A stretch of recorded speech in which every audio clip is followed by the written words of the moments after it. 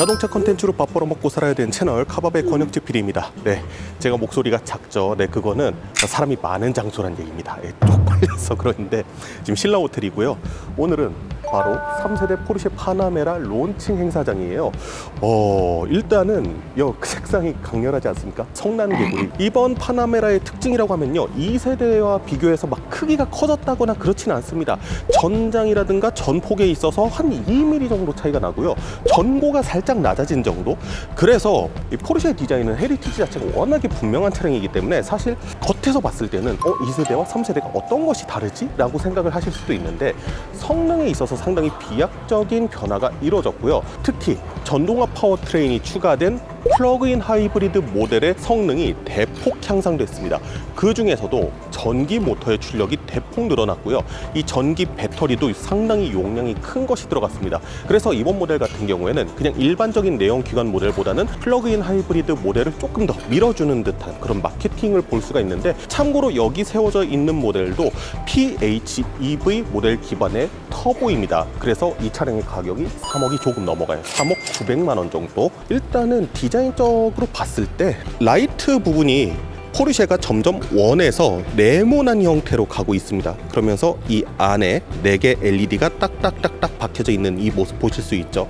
픽셀이 상당히 많이 들어가 있습니다. 다기능적으로 활용할 수 있는 상당히 고성능의 헤드램프가 들어간 거 확인하실 수 있고, 2세대 모델에서 LED 크기가 되게 컸었거든요. 조금 더 얇고 슬림한 모습을 취한 것을 볼 수 있습니다. 행사장 안에 들어가면은 4S 모델, 그러니까 일반 내연기관 모델도 있는데, 그 친구는 DRL이 그냥 세로 한 줄로 들어가 있습니다. 없었던 공기 흡입구가 하나 생겼죠. 공기를 조금 더 많이 흡입해서 냉각적인 효과를 얻기 위해서 위쪽에 이런 공기 흡입구가 하나 추가됐습니다. 측면부 같은 경우에는 2세대 모델하고 아주 크게 다른 점을 눈치채기는 좀 어려우실 겁니다. 왜냐면 저도 찾기 힘들거든요. 조금 다른 점이라고 하면은 후면부의 쿼터 글라스가 2세대에서는 타원 형태로 마감이 되어 있었는데, 지금 여기에서는 살짝쿵 각을 준 것을 보실 수가 있죠. 사실 이 정도의 변화를 제외한다고 하면은 측면에서 2세대랑 크게 다른 모습 알아차리시기 힘드실 겁니다. 거기에다가 뭐 차량의 크기라든가 이런 것들이 획기적으로 크게 변화하지는 않았기 때문에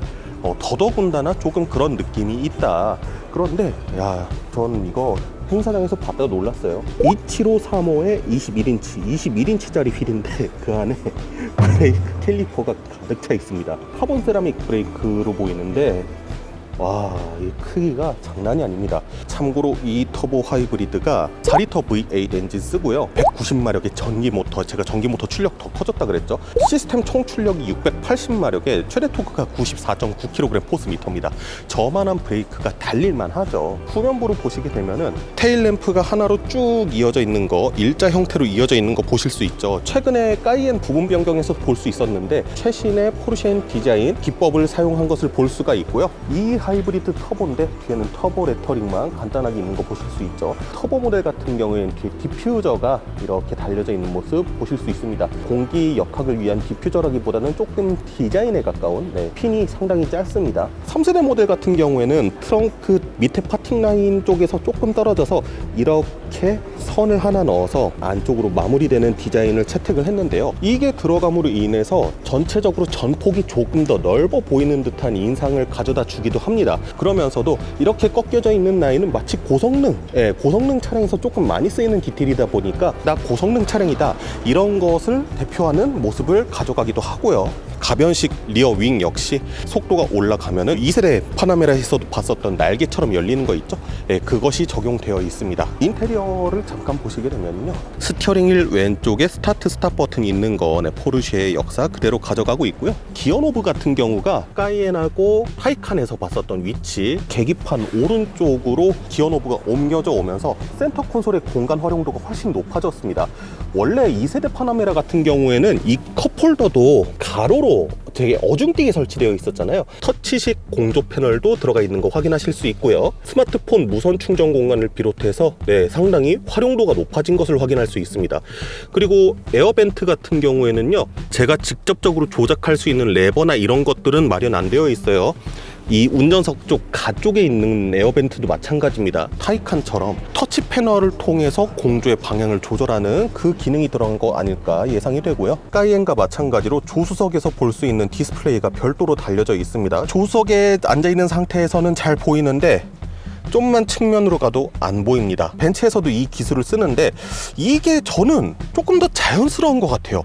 이 측면에서 봤을 땐 진짜 안 보이거든요. 근데 정면에서 보면은 너무나 잘 보입니다. 이제 이거 차 거라서. 아, 네. 지금 차 다시 베일 덮어야 된대요. 그래가지고 나머지 부분은 제가 조금 있다가 또 안에 행사장 들어가서 말씀드리는 걸로 하겠습니다. 행사가 이제 막 끝이 났고요. 그러면 이제 본격적으로 한번 차량 제대로 훑어보도록 하겠습니다. 2열 좌석에 타봤는데 2열 같은 경우에 지금 센터 디스플레이가 이쪽에 있고 위쪽에 송풍구 있는 거 보이시죠? 참고로 전시 차량 같은 경우가 전부 다 독립식 시트가 적용이 되어 있더라고요. 이것도 아마 옵션 사양에 따라서 다르지 않을까 싶은데 이거는 제가 한번 확인해 보도록 하고요. 이 중간 부분은 컵홀더가 이렇게 두 개가 있네요. 천장 같은 경우엔 스웨이드 재질로 되어 있고, 이 파나메라가 어쨌든 좀 쿠페 형태의 세단이잖아요. 그런데도 불구하고 지금 뒷좌석에 헤드룸 전혀 부족한 부분 없습니다. 생각보다 이거는 좀 놀랍네요. 조수석 쪽이 조금 뒤로 물러나 있는 상황인데도 주먹이 하나 이상 좀 여유 있게 남는 모습 보여줍니다. 그래서 일단은 2열의 거주성은 생각보다 제법 괜찮다. 시트 뒤쪽에 별도의 쿠션 같은 거 마련되어 있는데 이거 기댔을 때 상당히 폭신폭신합니다. B필러 쪽에 별도의 송풍구도 마련되어 있고요. 볼스터 쪽은 알칸타라 소재랑 가죽 소재랑 들어가 있는데 이 가운데 쪽이 직물의 느낌이거든요. BMW도 그렇고 포르쉐도 그렇고 약간 비싼 라인업에서 좋은 직물 소재에 상당히 많이 쓰고 있는 것을 볼 수가 있습니다. 포르쉐 엠블럼이 원래 빨간색과 황금색이 교차되는 색상이잖아요. 근데 이 차량 보시면은 전부 다 회색빛 컬러로 되어 있는 거 확인하실 수 있죠. 이게 터보 모델에만 들어가는 색상이라고 합니다. 파나메라뿐만 아니라 다른 포르쉐 라인업들 까이엔이 됐든 911이 됐든 터보 모델에는 저 색상이 들어간 엠블럼이 적용이 된다고 하고요. 뒤쪽에 포르쉐 레터링 들어간 것도 검은색 들어간 거, 이것도 터보기 때문에 저렇게 들어갔대요. 터보기 때문에. 파나메라 퍼 모델로 가서 보여드리면요, 매체가 엄청 많이 와서 지금 파나메라 4 모델인 거 보이시죠? 여기에선 포르쉐 레터링도 은색으로 들어갔고, 그 다음에 밑에 디퓨저 없는 거 보이시죠? 우리가 일반적으로 많이 알고 있는 이 포르쉐 엠블럼 색상 그대로 적용되어 있는 거 확인하실 수 있습니다. 세로형 DRL하고 방향지시등 점등되는 거 보이시죠? 파나메라 4 모델 같은 경우에도 21인치 휠이 들어갔는데 아까 전에 터보 2 하이브리드 모델에서 봤던 것보다는 확연하게 좀 작은 브레이크 캘리퍼가 들어가 있는 모습 확인하실 수 있고요. 터보 이 하이브리드 모델하고 비교해서 크게 다른 부분은 없습니다. 이 차량은 4S 모델이기 때문에 액티브 라이드 들어가 있지 않습니다. 그냥 투챔버 에어 서스펜션이 들어가져 있는 모델이고요. 스티어링 휠 쪽은 알칸타라 소재 같은 걸로 상당히 그립감 좋게 만들어진 것을 확인할 수 있습니다. 이 차량 같은 경우엔 또 썬루프가 달려져 있네요. 1열 위에도 있고 2열 또 썬루프가 별도로 마련되어 있거든요. 패스트백 형태의 모델이기 때문에 트렁크 공간 자체도 제법 널널한 편입니다. 파나메라 크기가 전장이 5m가 좀 넘어가는 상당히 큰 차체거든요.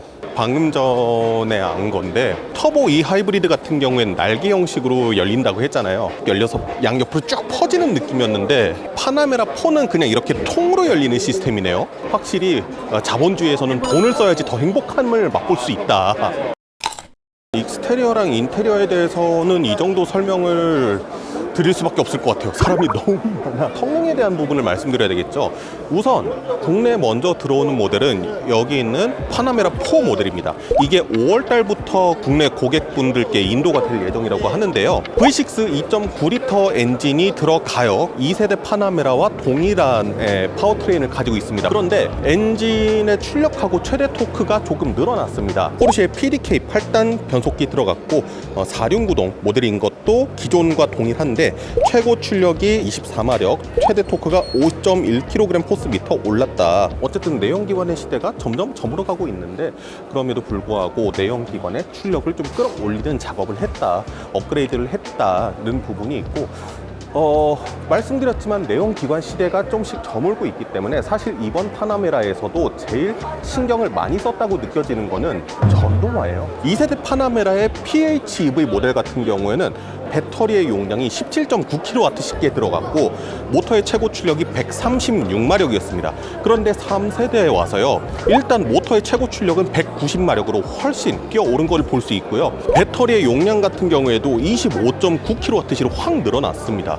그 배터리 용량이 확 늘었죠. 그래서 전기 모터로만 구동되는 거리가 또 있을 거 아니에요. 이게 WLTP 기준으로 무려 91km라고 합니다. 그러면 PHEV 중에서 제법 긴 1회 충전 주행 가는 거리를 가지고 있다고 말씀을 드릴 수 있는 거예요. 190마력에 25.9kWh라고 하면요, 진짜 초소형 전기차 한 대만큼의 배터리 용량과 전기 모터가 그냥 이 파나메라에 들어가 있다고 보실 수 있는 거예요. 타이칸 같은 경우에도 이번에 바이작이라고 해갖고 엄청난 고성능 모델을 내놨었는데, PHEV에서도 전기 모터, 이 전기 파워트레인에 있어서 상당히 큰 심혈을 기울였다는 것이 느껴지고요. 그리고 이 터보 E 하이브리드 같은 경우에 올 하반기에 등장 예정이라고 하는데, 이 차량의 가격이 3억이 조금 넘습니다. 3억이 넘는 파나메라라. 사실 그럼에도 불구하고 저는 이 차가 좀 너무 기대되는 게, 터보 E 하이브리드에는 이 액티브 라이드가 들어간 거예요. 이 액티브 라이드는 뭐냐? 각 네 바퀴에 유압식 서스펜션이 달려져 있는데, 이게 전기 신호를 받고 작동을 하는 거거든요. 그래서요, 이 차는요, 스테빌라이저가 없습니다. 그때 차량에 전기 신호를 줘서 유압 서스펜션을 건드려서 스테빌라이저 없이 차량이 노면 상황에 맞게 주행이 가능한 거예요. 차고가 들어져 올려지는 모습을 저는 몇 번 봤거든요. 그 반응성이 엄청 빨라요. 그냥 차 문을 열면은 바로 쑥 하고 들어 올리거든요. 그런 반응성들을 봤을 때 분명히 노면 환경에 대해서 대응하는 이 속도도 상당히 빠를 것이라고 예상이 되는데, 그래서 저는 이 모델이 상당히 궁금하거든요. 네, 이제 기본 가격이 3억 9백인 거고 거기다가 옵션까지 더해야 된다고 하니까, 사실상 이 파나메라 모델을 제대로 타려면은 못해도 한 3억 5천 이상은 줘야 되지 않을까라는 생각이 들긴 들어요. 문을 열렸죠? 예, 서스펜션 들어오절려 오는 거 보셨죠? 진짜 빠르다니까요. 1인칭으로 보여드리면요, 이런 느낌이에요. 미쳤다니까. 이게 단순히 승하차를 위해서 그렇게 만들어진 건 아니겠죠. 네. 결국에는 저렇게 능동적으로 움직이는 서스펜션이 노면 환경에 100% 대응을 해서 이 거친 노면에서는 편안한 승차감을 만들어주고, 매끈한 노면에서 조금 달리고 싶다 그랬을 때에는 피칭과 롤링을 최대한 억제하면서 스포티하게 주행할 수 있는 그런 시스템이 들어갔다는 건데, 터보 E 하이브리드 모델을 너무 타보고 싶긴 한데 성능이 궁금해서가 아니에요. 성능은 물론 궁금하죠. 전기 모터가 적극적으로 대응했을 때 그 힘이 어떨 것인가 너무 궁금하죠. 근데 이 서스펜션 시스템이 너무 궁금해요. 여기 있는 거는 충전구죠. 플러그인 하이브리드 모델이기 때문에 왼쪽은 충전구, 조수석 쪽은 아마 이쪽은 주유구가 들어가 있을 겁니다. 네, 이렇게 3세대 파나메라 론칭 행사에 와서 파나메라를 전반적으로 살펴봤는데요. 사람이 너무 많아 소개를 진득하게 해드리고 싶었는데 그렇게는 못해드리고 좀 약간 진짜 보도 자료에 충실해서 설명을 드렸어요. 일단 여기 있는 모델 같은 경우에는 4S입니다. 1억 중후반대의 가격을 가지고 있는 녀석인데, 아마 제일 많이 구매하신 모델은 이 모델이겠죠. 그리고 이게 실제로 5월에 처음으로 인도가 된다고 하니까 실질적으로 많은 고객분들께서 선택하시는 차량이기도 할 겁니다. 그런데 제가 이 포르쉐의 보도 자료를 보고 이 성능들을 쭉 봤을 때 3세대 파나메라는요, PHEV까지 가셔야 돼요. 이거 아직 안 타봤는데 그래야지 제가 봤을 때는 최고의 메리트가 나오는 차량이라는 생각이 들거든요. 2세대에 비해서 스타일링적으로 그렇게 크게 변하진 않았지만 최신의 포르쉐 디자인 언어에 따라서 되게 세련되고 이쁘게 디자인되어 있고요. 내연기관 시대의 끝임에도 불구하고 내연기관 파워트레인에 대해서 되게 업그레이드를 해준 거 역시 되게 포르쉐다운 모습이라는 것도 확인할 수 있습니다. 그리고 생각보다 이 실내 공간, GT로서 운용했을 때 성인도 편하게 앉을 수 있는 그런 공간까지 갖춘 차로서 다재다능한 매력 있는 차량이라는 거 오늘 가까이서 보면서 다시 한번 살펴보게 됐습니다. 포르쉐에서 이거를 시승할 수 있는 기회를 주실지는 모르겠는데, 만약에 시승할 기회를 주신다고 하면요, 이 차량 시승해보면서 조금 더 몸으로 느껴지는 정보에 대해서 말씀드리도록 하겠습니다. 네, 지금까지 자동차 컨텐츠로 밥 벌어먹고 살아야 되는 채널 카바의 권혁지필이었습니다. 감사합니다.